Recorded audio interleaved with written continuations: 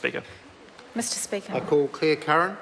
Thank you, Mr. Speaker. Well, Mr. Speaker, this is a bill that is not just little and simple, as the previous member said. This is a bill that suspends a democratic process, and it could otherwise be titled as the buck stops here bill, because now this bill, which if it passes the Parliament, will put the buck firmly in the minister, with the minister, and the minister will be ultimately accountable for what happens in the Southern District Health Board area and whether or not we can see real and meaningful change. He will not be able to duck for cover. He will be, and his government will be, accountable. Mr. Speaker, we would not have to have left the commissioners in for a longer term in the Southern District Health Board if the government had acted sooner in putting our District Health Board, on a credible path to financial stability. The problems have been evident, and they are complicated, and the underlying issue that lies behind this is the funding model, despite what the previous member said. These problems have been evident for some time. There was a Crown Monitor appointed in 2009. The board was under intensive monitoring by the National Health Board way before the appointment of the commissioners. In 2013 and 14, we had front page stories, we had television on our screens every night about the leaky hospital, about the problems in our hospital. Earlier this year, we had asbestos in Dunedin Hospital. The need for action, the need for change has been evident for a long time. The need for significant change and the deep problems in the DHB have been evident for a long time. The underlying problem, as I said, is the population-based funding formula. We need the government to be announcing a comprehensive review of that funding formula, which decides how much money each district health board is allocated. That is what is ultimately needed, rather than just passing a bill which suspends democracy and trying to make it sound as if it's just an everyday occurrence. This is not an everyday occurrence. If you ask the people of Otago and Southland what is the major issue on their minds right now, the state of the health system in our region is the top one on their minds. This is, and the government ignores that at its peril. Mr. Speaker, the posted deficit of $35.9 million for Southern DHB and its new vague plan for the future is a real cause for concern. The Minister gave the DHB $7 million to stop their deficit going into the $40 million range, which was what was predicted of being around $42 million, and was basically evidence of the stop the hemorrhaging approach that this government has taken.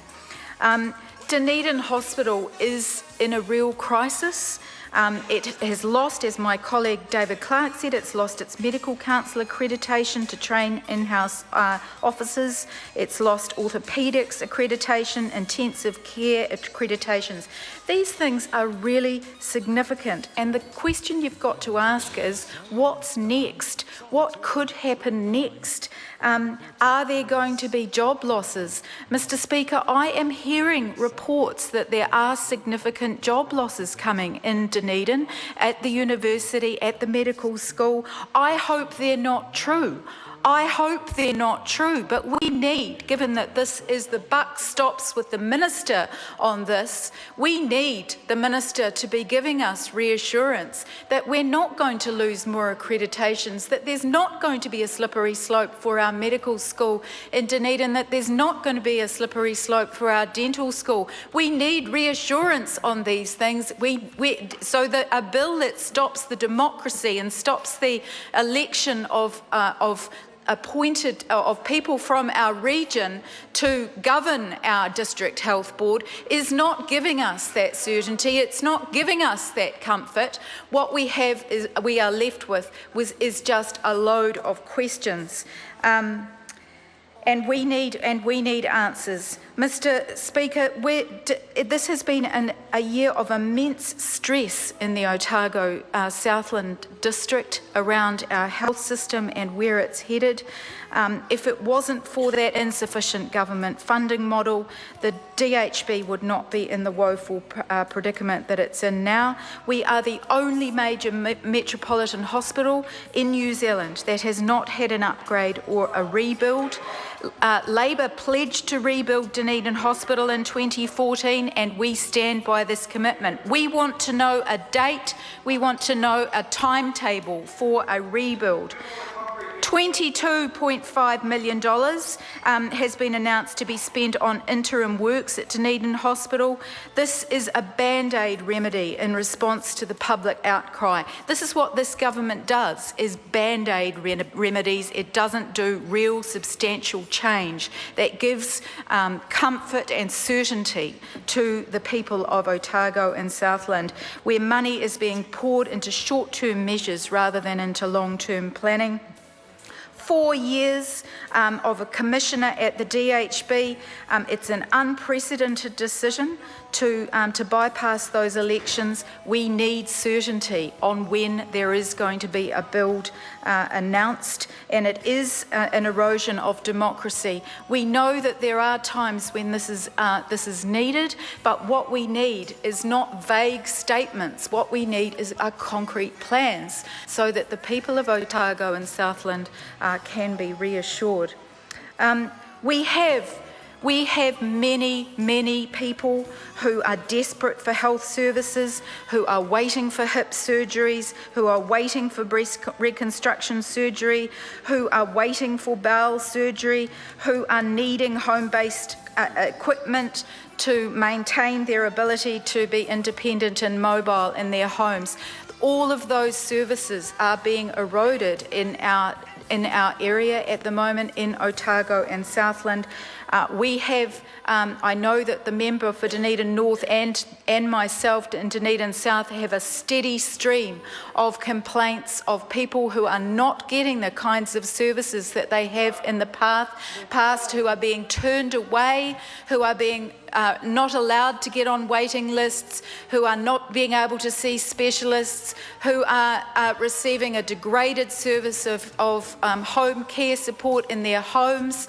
That the list goes on, and all there is in our region is uncertainty, and uncertainty that is being reinforced today by a bill being put through Parliament that takes away the democratically elected ability for local governance, and what is left in its place? No certainty, no sense of when there is going to be a plan. Mr. Speaker, there are deep concerns. There is no easy panacea to the woes in our local health system. The major issue is the funding formula, and this government refuses to acknowledge it. But with this bill, the buck certainly stops with the minister. If it continues to be starved of funding, patient care will suffer. If our hospital continues in a state of neglect, patient care will suffer. And if our democracy continues to be eroded in the bypassing of elections, patient care will continue to suffer. So it's time for the government to listen to what people are saying in Dunedin, in Invercargill, in Otago, in Southland, and all of the towns and communities in between, that this is the biggest issue on their mind. It's the biggest stress in their lives as to where and what is happening to the health system. And the buck certainly stops with the minister, the buck stops with the national government.